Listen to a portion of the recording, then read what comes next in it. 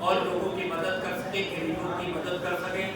मुझे लगता है कि अगर व्यापारी इस महामारी की समस्या में राशन बांटने का ना काम करता तो मुझे लगता गृह युद्ध जैसे हालात होते, लोग जा रहे होते सब्जी का झोला लेकर के और लोग सब्जी छीन करके ले लेते। इससे क्या आप लोग महसूस करते इस बात को, ये मानते हैं? जब ऐसी परिस्थितियां थी, बहुत सारे ऐसे लोग थे जिनके घर में जो मजदूर हैं, किसान हैं, रितेश जी कोई रितेश जी 10 मिनट कुछ ना हो, बस सिर्फ बात, कोई मूवमेंट नहीं, 10 मिनट बाद हम लोग सारी व्यवस्था को करें, कोई दिक्कत नहीं। हमारा परिवार है ये, जहाँ लोग ये बैठे हुए लोग हैं, हम लोगों ने कोई सम्मेलन नहीं किया, हम लोगों ने कोई ऐसा आयोजन नहीं किया है, ये हमारे अपने परिवार के सदस्य हैं। और इन सदस्यों के बीच में आज हम अपनी बात रखने इसलिए आए हैं कि किस सदस्य की क्या अहमियत है और हमारे अपने व्यापारी वर्ग, जो युवा वर्ग है, जो महिला वर्ग है, उसको सम्मान कैसे दिया जाए। आज इस कार्यक्रम का सिर्फ और सिर्फ इतना ही उद्देश्य है। तो कहीं ना कहीं आप सोच के देखिए कि पुलिस अपना काम कर रही थी, प्रशासन अपना काम कर रहा था, डॉक्टर्स ने भी अपने पूरा एफर्ट लगाया सारी चीज की, मगर अगर राशन ना बंटता, खाने के पैकेट्स ना बंटते, तो ये जो 91% जो रिकवरी रेट आया, जो भूखे मर जाते, तो मुझे लगता कोरोना से ज्यादा लोग भारतवर्ष में भूख से मरते हैं। तो संख्या लाखों में है, वो करोड़ों में होती, और सरकार भी हर जगह कह रही, हर व्यक्ति कह रहा है इम्यूनिटी बढ़ाओ। अरे इम्यूनिटी तभी बढ़ेगी जब इंसान अपनी डाइट को पूरा करेगा। रोटी नहीं थी लोगों के पास, और अगर आम समय में भी हम लोग देखते हैं तो जो मजदूर वर्ग है, जो छोटा छोटा व्यापारी है, उसको मालूम है एक मूंगफली वाला जो मूंगफली बेचता है 100, 200, 300, 500 कमा करके ही घर चलाता है, उसके पास कोई ऐसा जरिया नहीं होता है कि आगे चल करके वो राशन खरीद करके अपने परिवार का जीविकोपार्जन कर सके। ऐसी महामारी में, ऐसी व्यवस्था में, और मैं बता दूं आपको, ये सिर्फ हिंदुस्तान में ही संभव है, ये अपने हिंदुस्तान में ही केवल संभव है।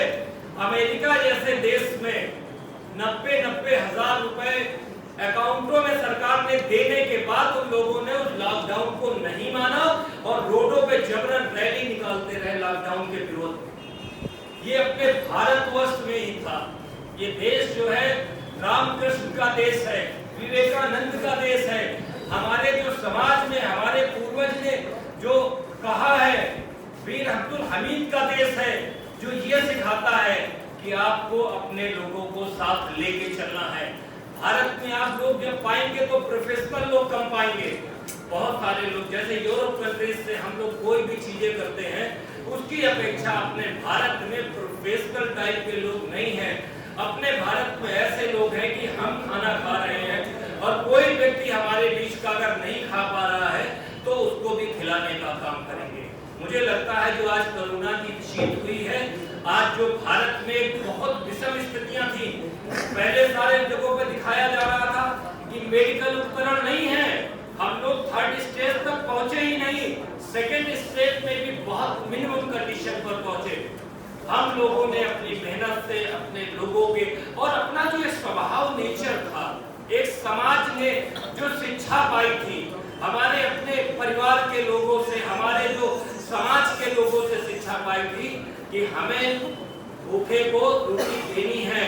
और पूरा मैंने देखा, मुझे इतना ज्यादा अच्छा लगा चीजों को कि बड़े बड़े लोग, अच्छे अच्छे लोग जो घर में एक गिलास पानी नहीं उठाते थे, वो कढ़ाई में कड़छी चलाने का काम कर रहे थे। ये भारत है, ये देश है।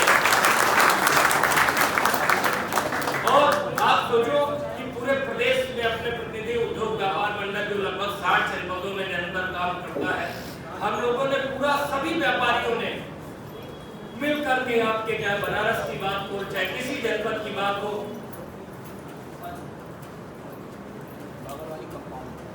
निरंतर वो सारे लोग एक दूसरे की मदद करते रहे और मदद करते करते भारत को एक बहुत मजबूत स्थितियों में ला करके किया है। इसके लिए आज इस कार्यक्रम को आयोजित और इसकी इच्छा शक्ति के लिए बदरुद्दीन जी अहमद जी को मैं चाहता हूँ जोरदार एक बार तालियों से ऐसे महायोद्धा के लिए। मुझे लगता है कोरोना योद्धा भी शब्द कम है, भगवान विष्णु है। भगवान विष्णु का काम क्या है? पालनहार है। उनकी व्यवस्था है कि जगत में जो पैदा होगा उसके पेट में अन्न जाए। आप सबने वो काम किया है। आज जिस व्यक्ति ने कोई एक लंच पैकेट किसी ने दिया हो, चाहे 100 लंच पैकेट दिया हो, किसी ने बीच दिया हो, कुछ भी किया है। ईश्वर का रूप क्या है? ईश्वर का रूप यही है कि आपने काम क्या किया है। वे कहते हैं राक्षस का काम, गलत काम करना तो राक्षस रूपी है क्या? तो आज आप सबने जो काम किया है वो देव रूपी काम किया है।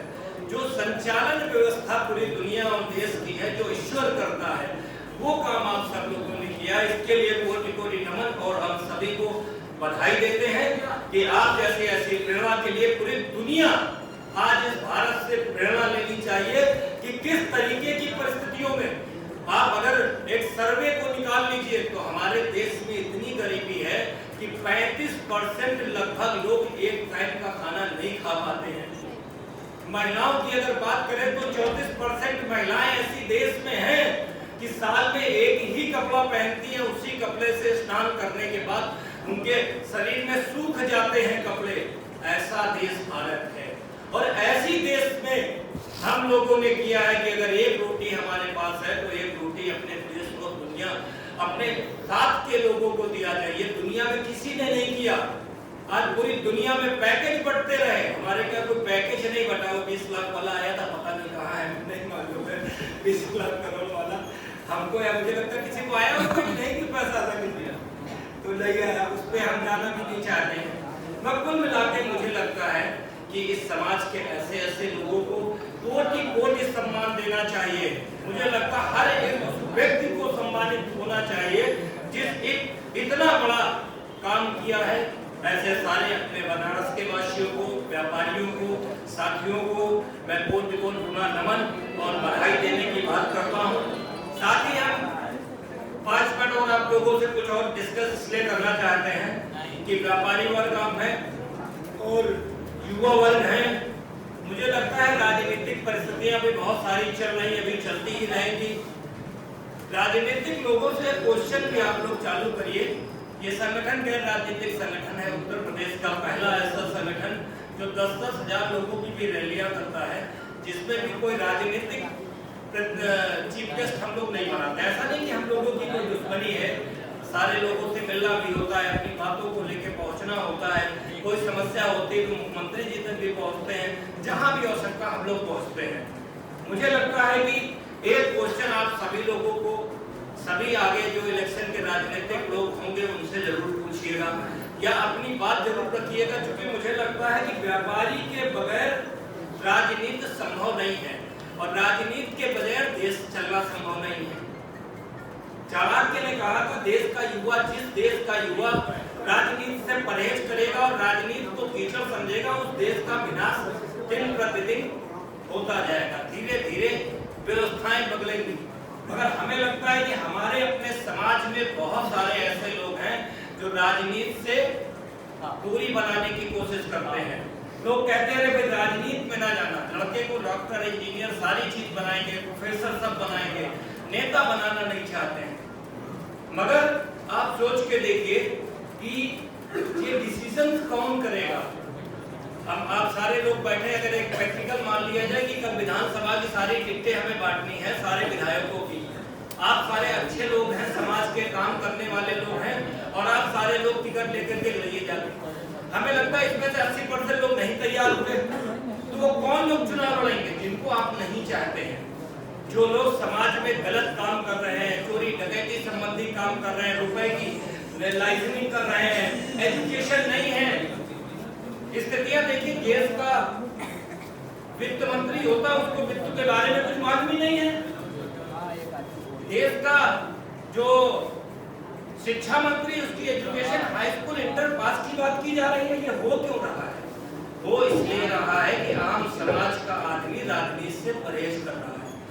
आप सब लोगों को राजनीति में आना पड़ेगा और अगर नहीं आते हैं तो इससे विषम परिस्थितियों के लिए तैयार रहिए। अगर राजनीति में आप लोग नहीं आते हैं तो आप सोच के देखिए, जो 400 एमएलए बनेंगे जाकर के, तो दूसरे ही आप जैसे लोग नहीं होंगे ना, तो वो लोग उन्हीं में से मिनिस्टर्स बनेंगे।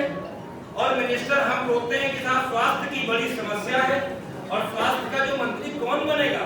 कोई ना कोई विधायक चुन करके जाएगा, वही बनेगा। हम सोच रहे साहब रोड बड़े खराब हैं, एजुकेशन का स्तर बहुत खराब है, नौकरियां नहीं है, तो ये कैसे होगा जब अच्छे समाज के लोग निकल करके आएंगे। आज हम लोगों से जिंदाबाद जिंदाबाद, उगला जिंदाबाद जिंदाबाद जिंदाबाद।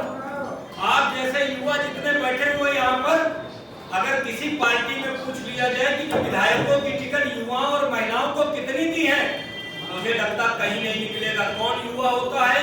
किसी का लड़का होगा, किसी का भतीजा होगा, किसी की वाइफ होगी। युवा के नाम पे जीरो। आप बताइए, लगाइए सारी पार्टी, कोई भी पार्टी आप पूछिए उनसे कि युवा के नाम पे कितनी टिकटें आपने दी हैं, युवा के नाम पे कितने मंत्री आपने बना दिए? 5% नहीं निकलेंगे। और वो युवा अगर 10-5% निकल भी आए तो किसी के रिश्तेदार होंगे, नातेदार होंगे, वही सारे लोग होंगे। कितनी महिलाओं को टिकट दी? मुझे लगता है कि 40 विधायक भी उत्तर प्रदेश में महिला नहीं है। आप महिलाओं के संरक्षण की बात कैसे कर सकते हैं? और ये सभी कमोबेश पार्टियों की हम बात कर रहे हैं। तो कहीं ना कहीं जो चीजें होनी चाहिए वो नहीं है। और देश में, पूरी दुनिया में युवा ही सबसे ज्यादा आज भारत में है। प्रधानमंत्री जी चुन करके आते हैं तो युवाओं की ताकत पर चुन के आते हैं। पिछली सरकार में जो मुख्यमंत्री जी चुन करके आए वो भी युवाओं की ताकत पे चुन करके आए। और युवा ही सारे डिसीजंस करेगा, सबसे ज्यादा वोट करेगा। मगर टिकट देने की बात करेंगे तो साहब कहेंगे वो तो उनका रिश्तेदार का दे दीजिए, नातेदार का दे दीजिए। क्या ये परिवर्तन होना चाहिए? बताइए आप लोग, क्या बदलाव की आवश्यकता है कि नहीं? तब तक आप राजनीतिक दलों के लिए पीछे मेहनत करते रहेंगे, संघर्ष करते रहेंगे और उनसे अपनी बात नहीं करेंगे कि हमें क्यों नहीं मिला। ये क्वेश्चन की आवश्यकता है कि नहीं है? तो हमें लगता आगे आने वाले इलेक्शंस में ये क्वेश्चन जरूर आप उठाइए और अपने क्षेत्र का, अपने लोगों को जिताने का काम करिए। आप अपने बीच के लोगों को बनाइए और जो अच्छा प्रत्याशी हो उसको वोट करने का काम करिए। पार्टी के नाम पर वोट करने की बात न करिए, आप प्रत्याशी की बात करिए। अगर हम सब लोग अच्छे प्रत्याशियों को जिताने लगेंगे तो ये पार्टियां भी वोट तो उसी को देती ना, टिकट जो जीत के आए। बताइए, टिकट तो उन्हीं को देती। जिताओ प्रत्याशी को, कैसा भी हो, डकैत हो, कोई फर्क नहीं पड़ता, जीत के आना चाहिए और हमारी सरकार बननी चाहिए। तो हमें लगता है कि आप सब लोगों को अच्छे प्रत्याशियों को जिताना होगा। महिलाओं को, युवाओं को अपने क्षेत्र से निकलना पड़ेगा। जो सभासद का चुनाव लड़ सकता वो सभासद का चुनाव लड़े, जो प्रधान का चुनाव लड़ सकता वो प्रधान का चुनाव लड़े, जो विधायक का चुनाव लड़ सकता वो लड़े। हार की चिंता न करिए, क्योंकि मुझे लगता है जो रिजल्ट है वो ऊपर वाला के हाथ में होता है। रिजल्ट हमारे हाथ में नहीं है। हम बहुत अच्छे एक स्टूडेंट हो सकते हैं। आप सोचिए, ISPCS की परीक्षाएं होती हैं, लाखों लोग उसमें करते हैं, 250 लोगों का सिलेक्शन होता है। मगर जो योग्यता के साथ साथ जो ऊपर वाला एग्जामिनर होता है वही पास करने की कोशिश करता है कि इसको सेलेक्ट करना है। और हम सबका एग्जामिनर ऊपर वाला है, तो रिजल्ट जो है वो ऊपर वाले पे छोड़ दीजिए। हारा हुआ सभासद को लोग सभासद जी कहते हैं ना भैया, बताइए धन्यवाद। तो मुझे लगता है राजनीति में आने की जरूरत है और राजनीति में हिस्सेदारी मांगने की जरूरत है। जब तक आप हिस्सेदारी की बात नहीं करेंगे तब तक आपका शोषण होता है और होता रहेगा। और आने वाले समय में प्राइवेटीकरण की स्थितियां बहुत बढ़ रही हैं।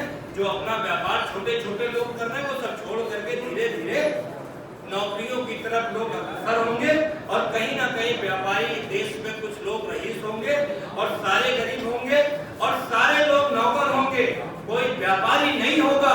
अमेज़न जैसी बड़ी बड़ी कंपनियां इसके बिल्ड कर रही हैं। आप पूछ के देखिए, अमेज़न ने कोरोना काल में कितनी मदद की और हमारे यहाँ निरंतर कोरोना काल में व्यापारी करता रहा मदद, व्यापारी काम लोगों के करता रहा।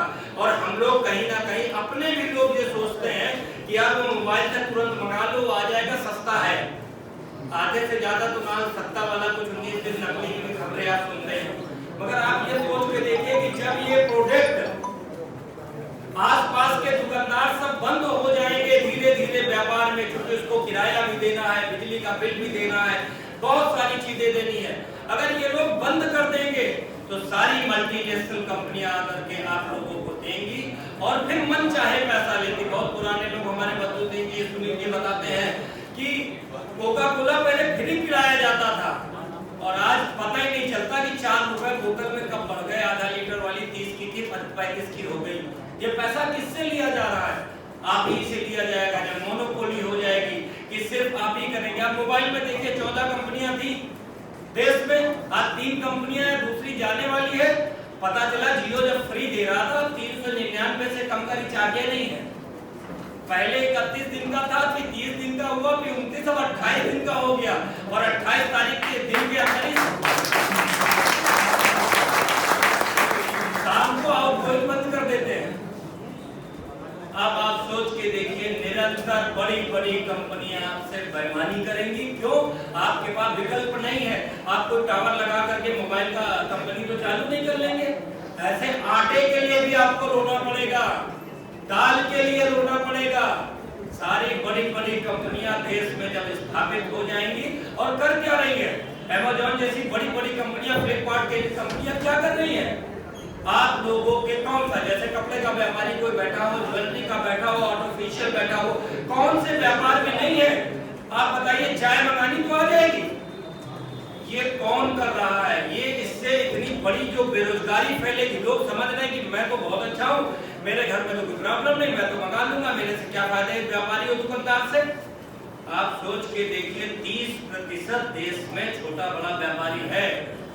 अगर ये व्यापारी जो है, आप जो देश में वोटर्स जो होते हैं, 90 करोड़ वोटर है, लगभग 88 करोड़ के आसपास थोड़े पड़ते हैं।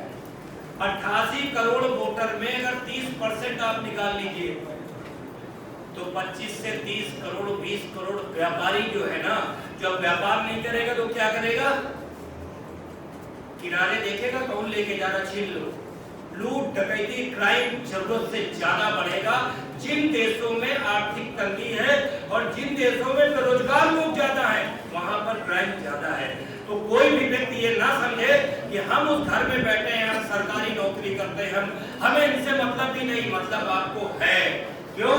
क्योंकि जब क्राइम बढ़ेगा तो अच्छे और सिक्योर्ड और हम आप जैसे जो भी अच्छी स्थितियों में लोग हैं, लूट किसी गरीब की झोपड़ी में नहीं करने जाएगा कोई। अच्छे लोगों के साथ लूट होगी, डकैती होगी और कहीं ना कहीं उसका शिकार पूरा समाज होगा। तो आज हम लोगों को 2 चीज तो मुझे लगता है दिवाली में लोग करें। ऑनलाइन कंपनियों से किसी भी तरीके का कोई सामान न खरीदें। अगर खरीद रहे हैं तो आप अप्रत्यक्ष रूप से अपना नुकसान कर रहे हैं। आप सोचो, अगर फैक्ट्री बंद हो गई किसी कंपनी की, दुकान बंद हो गई तो 2-4-5 लेबर होगा, 2-4 मैनेजर होगा, अकाउंटेंट होगा, वो तो खत्म हो जाएगा। दुकानदार खुद जाएगा, खोलेगा, क्या जरूरत है एम्प्लॉय की? तो जो युवा वर्ग है, बेरोजगारी की स्थितियां बहुत जबरदस्त होंगी। साथ में हम लोग अगर चाइना जब टीवी दिखाएगा तो चाइना का विरोध है, ऐसे सारा काम हम चाइना का ही करेंगे। कम से कम मुझे लगता है अभी से कोई चुनाव ना हो रहा है इस समय, चाइना का विरोध नहीं होगा इस समय, क्योंकि बिहार चुनाव है। राजनीतिक परिस्थितियों में भी हम लोग ढलते हैं। जब पाकिस्तान का विरोध करना तब आप कहते हैं अरे पाकिस्तान बड़ा खराब है, फिर आप भूल जाते हैं टीवी में आज चाइना खराब है, चाइना की बात करते हैं। हमें लगता है इस मुद्दे पे ना जाएं और नौजवानों को अगर हमारे जो शहीद हुए थे उनको सच्ची श्रद्धांजलि अगर देनी है तो इस दीपावली में पटाखे, चीनी मिट्टी के बहुत सारे जो सामान हैं और बहुत सी चीजें हैं, कपड़े हैं, इलेक्ट्रॉनिक वस्तुएं हैं, कम से कम अपने दुकानदार से खरीदे, उसी से खरीदे। मान के लिए 500 रुपया अगर उस कंपनी से महंगा भी मिल रहा है तो वो 500 रुपया आप अपनी सुरक्षा के लिए जो वहां पर जमा कर रहे हैं, जो माहौल अच्छा होगा तो आप सुरक्षित होंगे, सुरक्षा गार्ड की आवश्यकता नहीं होगी। क्या ऐसा होना चाहिए? बताइए। तो इन विषयों पर, इन बिंदुओं पर हम लोगों को काम करना होगा। साथ में प्रतिनिधि उद्योग व्यापार मंडल निरंतर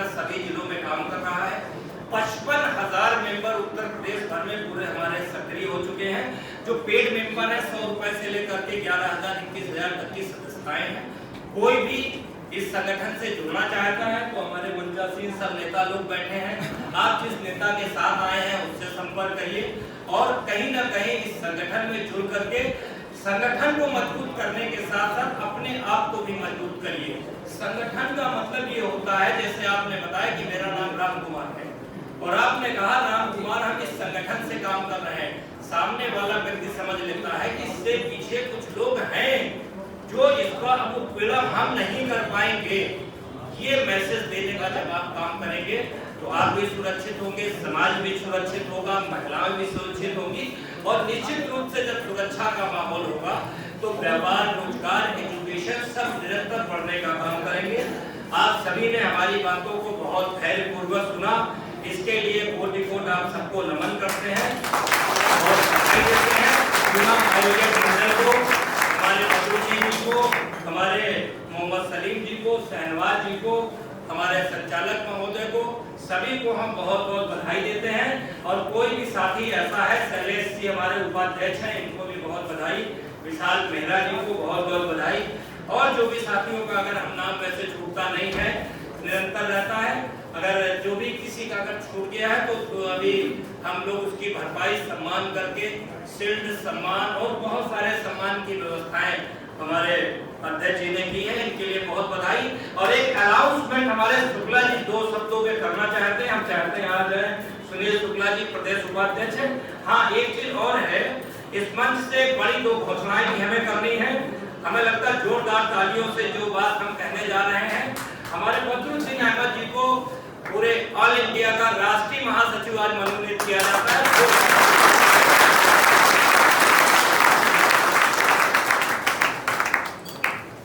साथ ही 2 लोगों का करके किया जाएगा।